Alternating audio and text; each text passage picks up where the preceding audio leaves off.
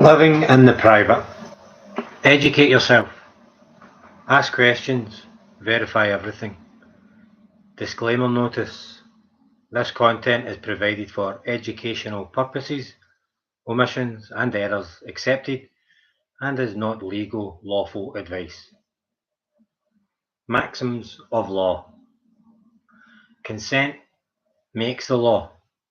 A contract is a law between the parties, which can acquire force only by consent. The burden of the proof lies upon him who affirms, not he who denies.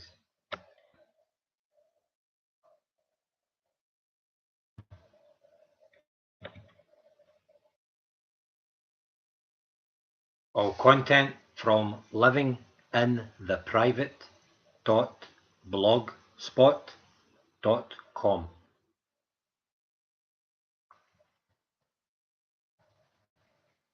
Contents in the private, dead or alive, where you stand, crossing the line, your public trust, public servants, your sovereignty, when you're born, your living identity, with the autograph,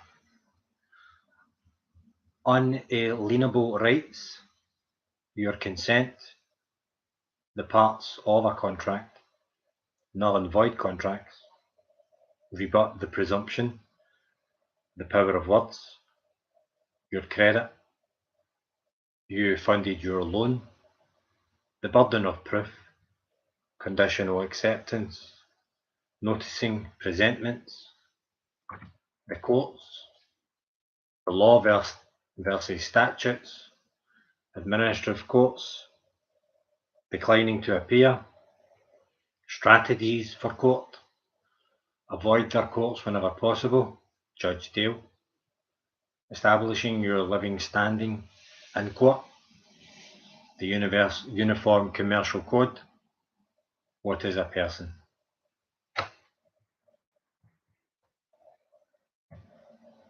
In the private.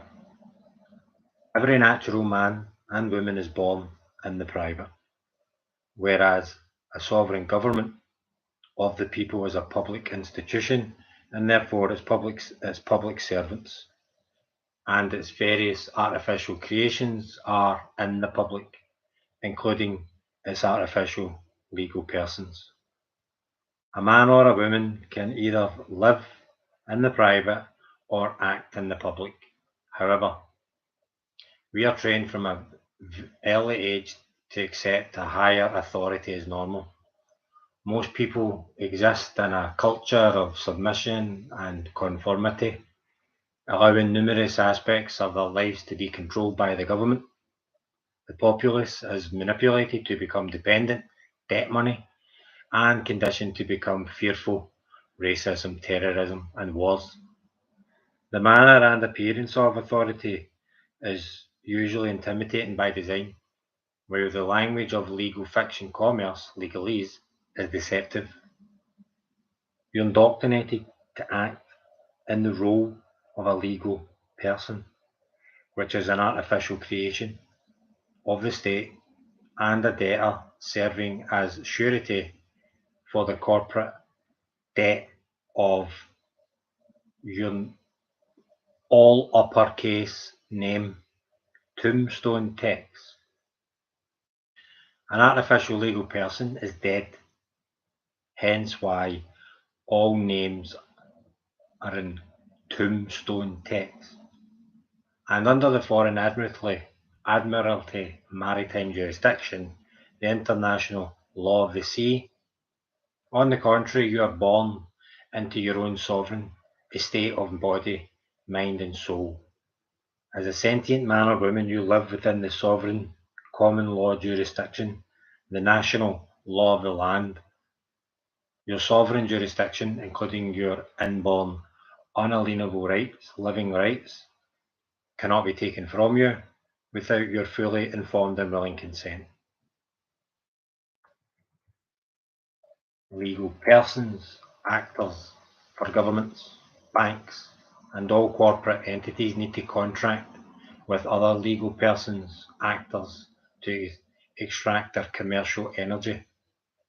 These legal actors make up the presumption that you are also acting in the role of a legal person in legal fiction commerce, which is why they are seeking a contract performance.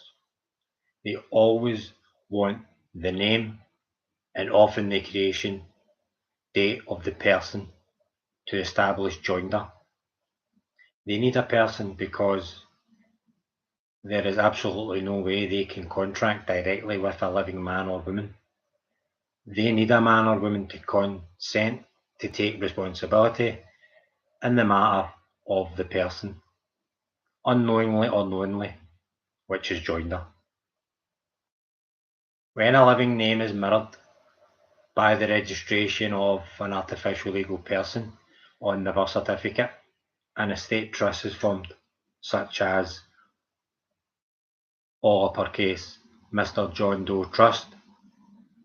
Any living man or woman unknowingly enjoinder to such an artificial legal person blindly takes responsibility for the alleged debts of the trust as its trustee, whereas an aware living man or woman can separate themselves from the legal fiction and become the rightful controlling agent, beneficiary, executor for all uppercase Mr. John Doe Trust.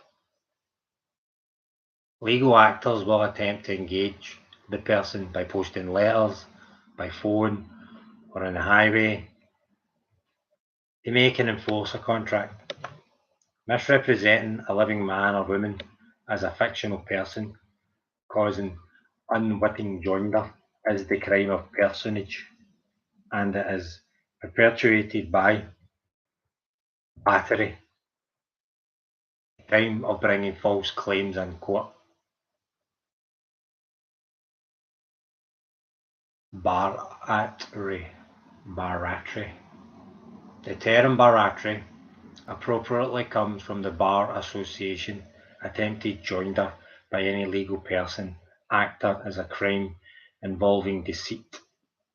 Section 240 of the New Zealand Crimes Act. Under the common law jurisdiction, law of the land, both parties must enter into every contract knowingly, voluntarily, or intentionally, or the contract is unenforceable and void.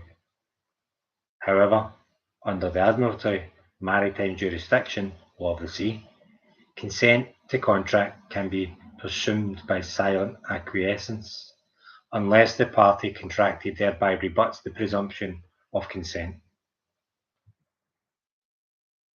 If you do not wish to consent to their contract offer presentment, you must rebut the presumption that you are acting in the role of a fictional legal person. You are never obliged to answer questions or to provide government issued ID.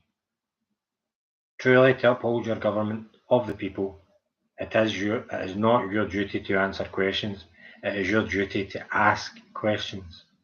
You have the right to know who is making a claim against you, the right to know who the injured party is, the right to conditionally accept any claim against you upon verification, the right to reserve your rights without prejudice, and thereafter the right to remain silent to avoid self-incrimination.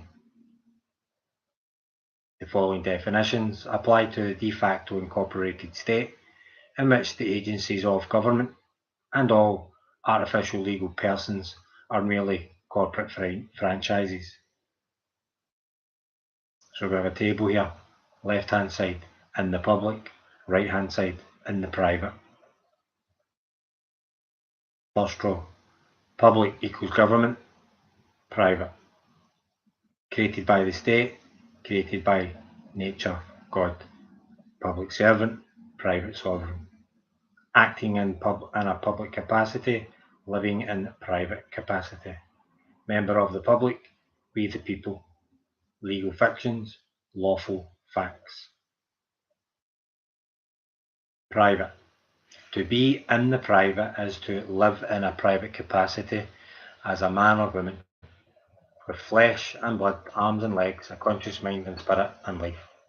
All men and women are created as equal sovereigns, endowed with unalienable rights, responsibilities, and credit commercial energy. As natural men and women, they are creditors. Their right to contract is unlimited, and they have unlimited liability. They are outside and above the state. From Latin privatus, they set apart, belonging to oneself, not to the state. Public. To be in the public is to act in a public capacity as an accommodation party enjoinder to an artificial person created and governed by the state. All men and women who act in legal fiction roles for the state are granted conditional privileges and benefits prescribed in legislative acts. As artificial persons, they are debtors. Their right to contract is limited and they have limited liability. They are inside and under the state. From Latin publicus, of the people of the state, done for the state.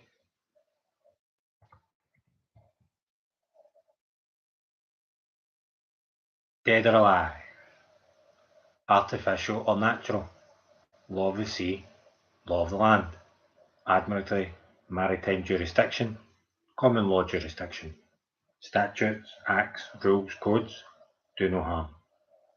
Dead legal personality, living lawful man, woman, registered, recorded. Artificial person, natural person, corporation, human, public servant, private, sovereign, bonded, free, public capacity, private capacity, limited, unlimited, legal privileges, benefits, lawful rights, properties, granted and revocable, inherent and inviolable, legislated rights, unalienable rights, prescribed by the state, cannot be alienated.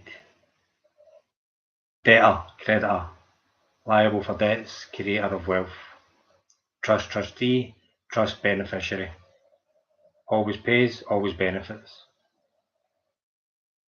Accommodation party debtor, secured party creditor. Legal commerce, lawful trade. Vessel of the sea, on the sea, man, woman on the land. Signature, autograph. Fiction, fact.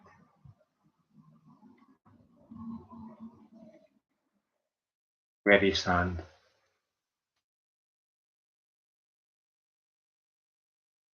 Corporation is over nothing.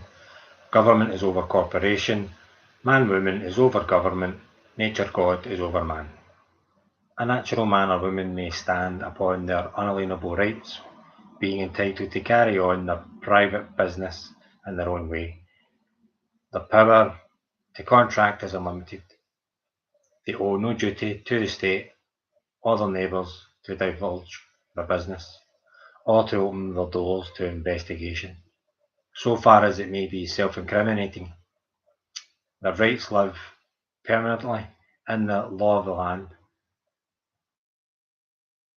antecedent to the organisation of the state, and can only be taken from them by due process of law. They receive nothing from the state beyond the protection of their life, liberty, and property. They owe nothing to the public so long as they do not trespass upon their rights. Whereas a corporation is a creature of the state, it is presumed to be incorporated for the benefit of the state. It receives certain public privileges and franchises, holding them subject to the statutes of the state and the limitations of its character. Its privileges are only preserved while it obeys the statutes of its creation. There is a reserved right in the legislature to investigate its contracts to determine if it has exceeded its limited powers. The state, having chartered a corporation to make use of certain franchises, can exercise its sovereignty to inquire how those franchises have been employed and whether they have been abused. and it can demand the corporate books and papers for that purpose.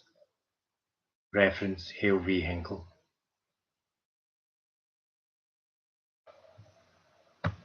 Thank you.